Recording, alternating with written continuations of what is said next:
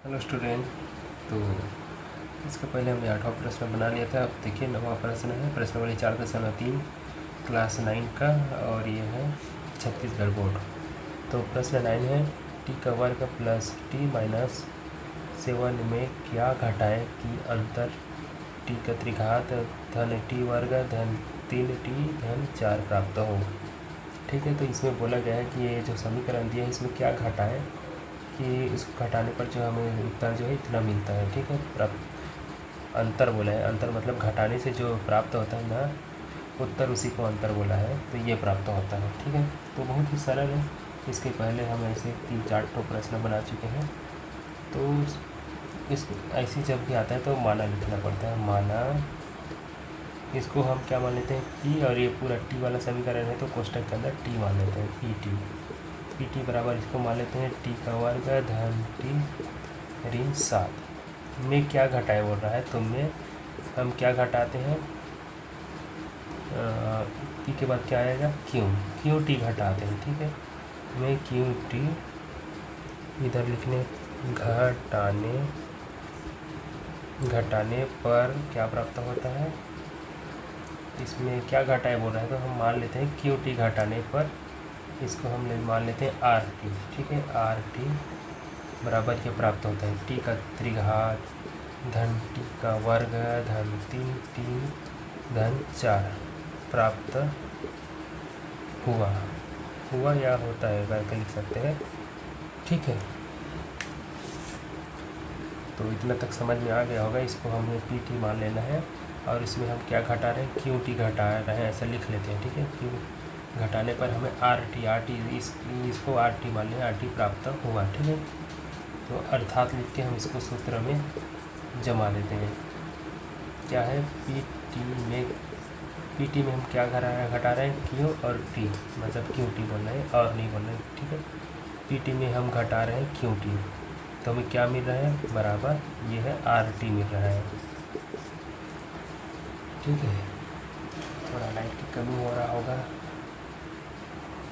तो हमें ये आर टी मिल रहा है। तो क्या करना है, हमें इसका मान चाहिए क्यू टी, पी टी का मान तो यहाँ दिया हुआ है, आर टी का मान दिया हुआ है, हमें निकालना है ये क्यू टी का मान। तो कैसे निकलेगा ये, सिंपल सी बात है कि हमको इसको उस पार भेज देना है और उसको इस पार ले आना है। तो देखिए ये पी टी यहीं पर रहेगा, ये जो आर टी है ये बराबर इस पार है, उसको इस पार लाएंगे तो ये ऋण में बदल जाएगा। ठीक है, ऋण आर टी। अब इसको इस पार भेजते हैं बराबर की, तो क्या हो जाएगा, धनात्मक हो जाएगा इसे क्यू टी।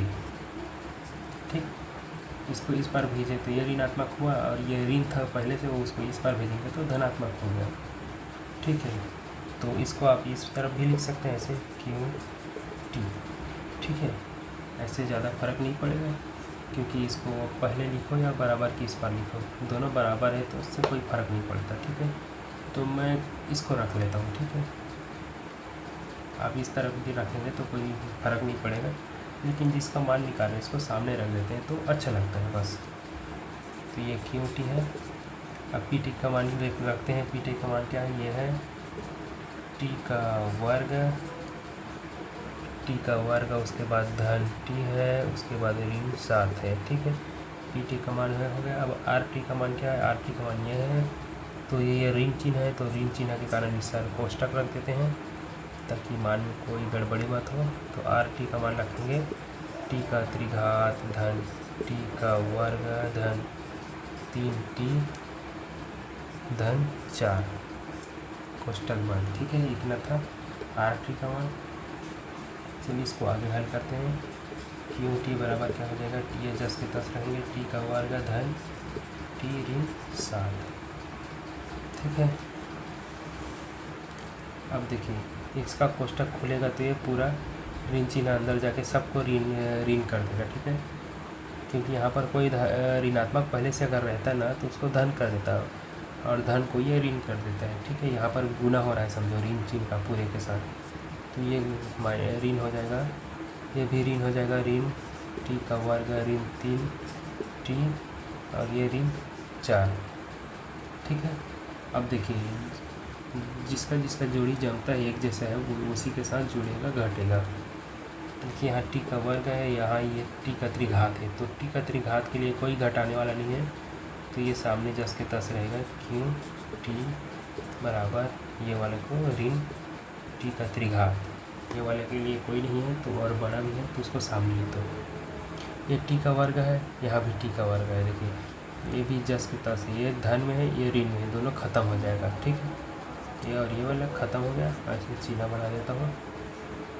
यहाँ सिर्फ एक अकेला टी है और यहाँ पर तीन टी है माइनस में, तो आप दोनों से कॉमन लेकर भी बना सकते हैं, या फिर ये टी में से एक टी को घटा देंगे तो 2 टी बचेगा, लेकिन मैं कॉमन वाला बना रहा हूँ। ठीक है, बुक के अनुसार। तो यहाँ से यहाँ प्लस है, यहाँ से टी हटाएंगे तो क्या बचेगा, 1 बचेगा।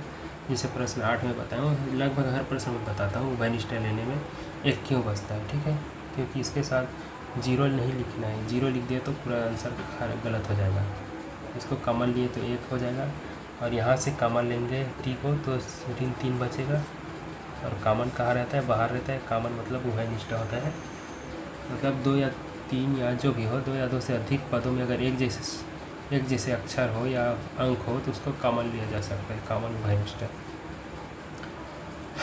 तो ये हो गया, तो ये वाला और ये वाला का हो गया, इसको भी लिख लिया है।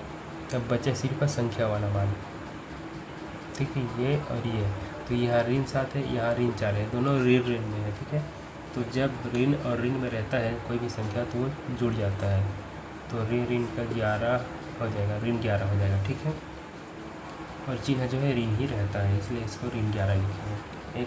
एक स्टेप और आगे बढ़ेंगे तो ऋण टी का त्रिघात धन, यहाँ पर धन नहीं होगा, देखिए यहाँ 3 जो है ऋण में है और 1 जो है धन में है, मतलब धन और ऋण हो गया तो घटेगा। तो घटेगा किस में, बड़े में छोटे घट जाता है, तो 3 में 1 घटेगा तो 2 आएगा, लेकिन बड़ा चिन्ह का लगे, बड़ा संख्या का चिन्ह लगेगा। 3 बड़ा है, 3 जो है ऋण में है तो ऋण का चिन्ह लग गया, और बाहर में टी है तो टी, यहाँ पे ऋण 11 है। ठीक है, तो यही हमारा आंसर है। ठीक, उम्मीद करता हूँ समझ में आया होगा। ऐसे ही हमने पिछले कई प्रश्न बना चुके हैं, इसके पहले 8वां 7वां 6वां ऐसे में कई ठो ऐसे प्रश्न मिल जाएगा जिसमें क्या घटाएं क्या जोड़े इस टाइप का लिखा हुआ है। ठीक है, उम्मीद करता हूँ आपको वीडियो समझ में आया होगा। अगर समझ में आ गया होगा तो लाइक कर देना और कमेंट कर देना अगर कोई डाउट हो या कोई बात हो तो। ठीक, और सब्सक्राइब नहीं किए तो सब्सक्राइब ज़रूर कर देना, ताकि हम और अच्छे वीडियो बनाने की कोशिश करते रहेंगे। ठीक है, मिलते हैं नेक्स्ट क्वेश्चन में।